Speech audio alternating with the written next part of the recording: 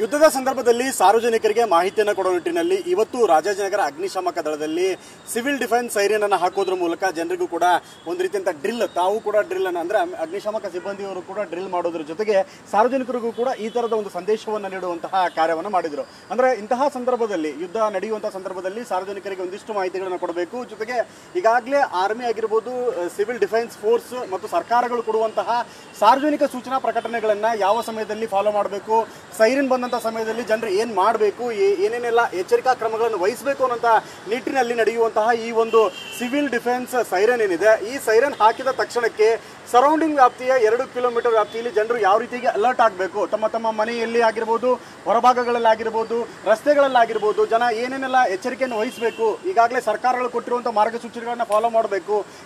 ಈ ರೀತಿಯಲ್ಲಿ ಜನರನ್ನ ಎಚ್ಚರಿಸುವುದಕ್ಕೆ ಬಳಸುವಂತಹ ಸಾಧನವೇ ಈ ಅಗ್ನಿಶಾಮಕ ದಳದಲ್ಲಿರುವಂತಹ ಅಭಿ ಸೈಡ್ ತಗೊಳ್ಳೋದು ಬೆಟರಾ ಅಥವಾ ಅಪಾರ್ಟ್ಮೆಂಟ್ ತಗೊಳ್ಳೋದು ಬೆಟರಾ? ಚಿಂತೆ ಯಾಕೆ, ಒಬ್ಬ ರಿಯಲ್ ಎಸ್ಟೇಟ್ ಎಕ್ಸ್ಪರ್ಟ್ ಜೊತೆ ಮಾತಾಡು. ಹೌದಾ? ಹೇಗೆ? ಬಾಸ್ ವಾಲಾ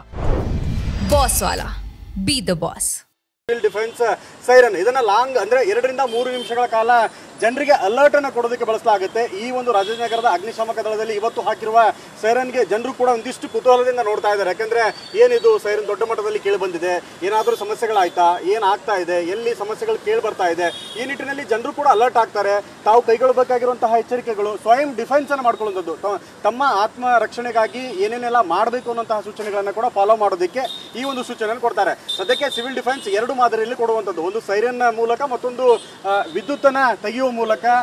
ಎದುರಾಳಿಗಳ ಎಲ್ಲೂ ಕೂಡ ಗೋಚರ ಆಗಬಾರ್ದು, ಸಿಟಿಯ ರಿಕಗ್ನೈಸೇಷನ್ ಸಿಗಬಾರ್ದು, ಜನರು ಸೇಫ್ ಆಗಬೇಕು, ಸಿವಿಲಿಯನ್ಸ್ ಯಾರಿಗೂ ತೊಂದರೆ ಆಗಬಾರ್ದು ಅನ್ನೋ ನಿಟ್ಟಿನಲ್ಲಿ ಕೈಗೊಳ್ಳುವಂಥ 2 ಕ್ರಮಗಳು. ಈ ಒಂದು ಬಗ್ಗೆ ಜನರು ಕೂಡ ಸಾಕಷ್ಟು ಕುತೂಹಲ. ಯಾಕಂದ್ರೆ ಸದ್ಯಕ್ಕೆ ನಡೀತಿರುವಂತಹ ಏನು ಇಂಡೋ ಪಾಕ್ ವಾರ್ ಏನಿದೆ, ಈ ಸದ್ಯಕ್ಕೆ ಈ ಅಂತಹ ಸಂದರ್ಭದಲ್ಲಿ ಜನರು ನಾಗರಿಕರು ಕೈಗೊಳ್ಳಬೇಕಾಗಿರುವಂತಹ ಸಲಹೆ ಸೂಚನೆಗಳನ್ನ ಫಾಲೋ ಮಾಡೋದಕ್ಕೆ, ಅವ್ರನ್ನ ಎಚ್ಚರಿಸುವುದಕ್ಕೆ ಬಳಸುವಂತ ಸೈರನ್ ಆಗಿದೆ. ಹೀಗಾಗಿ ಸಾರ್ವಜನಿಕರು ಕೂಡ ಮುಂದಿನ ದಿನಮಾನಗಳಲ್ಲಿ ಇಂತಹ ಸೈರನ್ ಕೇಳಿ ಬಂದಂತಹ ಸಂದರ್ಭದಲ್ಲಿ ಎಚ್ಚರಿಕೆಯನ್ನು ವಹಿಸಬೇಕು, ಮುನ್ನೆಚ್ಚರಿಕಾ ಕ್ರಮಗಳನ್ನು ಕೈಗೊಳ್ಳಬೇಕು, ಸರ್ಕಾರಗಳು ಕೊಡುವಂತಹ ಸಲಹೆ ಸೂಚನೆಗಳನ್ನ ಕೂಡ ಫಾಲೋ ಮಾಡಬೇಕು ಅನ್ನುವಂಥ ನಿಟ್ಟಿನಲ್ಲಿ ಕೊಡುವಂಥ ಸೈರನ್ ಆಗಿದೆ. 2 ರಿಂದ 3 ನಿಮಿಷಗಳ ಕಾಲ ಈ ರೀತಿಯಾದಂಥ ಸೈರನ್ ಕೇಳಿ ಬಂದರೆ ನಿರ್ಲಕ್ಷ್ಯ ಮಾಡಬೇಡಿ. ಸರ್ಕಾರ ಕೊಟ್ಟಿರುವಂಥದ್ದು, ಸಿವಿಲ್ ಡಿಫೆನ್ಸ್ ಕೊಡುವಂಥದ್ದು, ಈ ರೀತಿಯಂಥ ಸೂಚನಾ ಕ್ರಮಗಳನ್ನು ಅನುಸರಿಸುವುದರ ಮೂಲಕ ಸ್ವಯಂ ತಮ್ಮ ರಕ್ಷಣೆಗಳನ್ನು ತಾವೇ ಮಾಡಿಕೊಳ್ಳೋದಕ್ಕೆ ಮುನ್ನೆಚ್ಚರಿಕಾ ಕ್ರಮವಾಗಿ ಕೊಡುವಂಥ ಸೈರನ್ ಇದಾಗಿದೆ. ಇವತ್ತು ಈ ರೀತಿಯಂಥ ಒಂದು ಸೈರನ್ ಡ್ರಿಲ್ ಕೂಡ ಬಹುತೇಕ ಅಗ್ನಿಶಾಮಕ ಠಾಣೆಗಳಲ್ಲಿ ಕಂಡು ಬಂದಿರುವಂಥದ್ದು. ಕ್ಯಾಮರಾಮನ್ ಗಣೇಶ್ ಪ್ರಸಾದ್ ಜೊತೆ ವಿನಯ್ ಕುಮಾರ್ ಕಾಶಪ್ಪನವರ್, TV9 ಬೆಂಗಳೂರು.